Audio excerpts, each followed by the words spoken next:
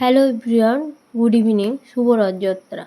আজকেও রথযাত্রাতে আমাদের দোকানে একটা পুজো হলো, তো সকাল সকাল আমরা সবাই মিলে গেছিলাম পুজো করার। প্রথমে উপরে যাই, উপরে যেয়ে সব কিছু রেডি করা ছিল না, আমি ওগুলো সব রেডি করছিলাম। আর ঠাকুরমশাই পাশে জেঠুদের দোকানে পুজো করছিল, তো ঠাকুরমশাই চলে এসেছিলো, তাই একটু ভয় ভয় লাগছিল। জলদি জলদি না করলে ঠাকুরমশাইয়ের তাড়া থাকে, আর অনেকগুলো বাড়িতে পুজো করে উনি, তো সেই জন্য আমাদেরও জলদি জলদি করছিলাম। তো ফলগুলো কাটার জন্য আমাকে হেল্প করেছিল আমার বর, আর ক্যামেরা ধরেছিল আমার ছেলে। আর এখানে আমিও জলদি জলদি রেডি করে নিয়েছিলাম, আর রেডি করে তারপরে বসেছিলাম। তো ওই দোকানে পুজোই হয়নি, ওদের পুজো হতে লেট হচ্ছিল। তো আমরা বসে বসে গল্প করছি, আর আমার ছেলে তো ওইসব কিছু জানে না, বসে থাকতে পারে না, এত বদমাইশি করছিল, একবার ওকে মারছে, একবার আমাকে মারছে।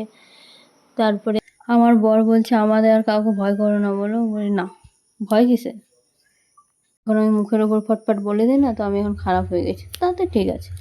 তারপর ও দেখো আবার বদমাইশি করছে, পায়ে বাঁধতে আরম্ভ করে দিয়েছে। ও একবার পায়ে বাঁধছে, একবার মাথায় চাপছে, মানে ঠাকুরমশাই আসতে আমাদের লেট করছিল না, এত বদমাইশি করছিল না যে কিছু বলার নেই। আর এদিকে তারপর ওকে দেখছে বদমাইশি করছে, তখন একটা ওর দাদু ওকে কেক দিয়ে পাঠালো, কেকটা বসে বসে খেলো। তারপরে ঠাকুরমশাই চলে এসছে। তারপর পুজো টুজো হয়ে তখন বাজে ওই 11:30। তারপর দেখছি বাবা আমার জন্য কচুরি নিয়ে এলো।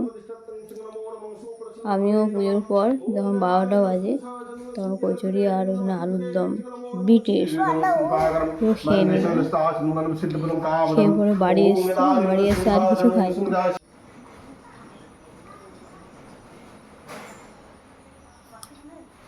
আর আজকে রান্না পিসি শাশুড়ি করে দিয়েছে, কারণ আমি সকালে 8:30টায় গিয়েছিলাম, তখন বলবি যে 10টা পর্যন্ত 11টা পর্যন্ত এলো রান্না করে নেবো, কিন্তু পিসি শাশুড়ি করে নিয়েছে।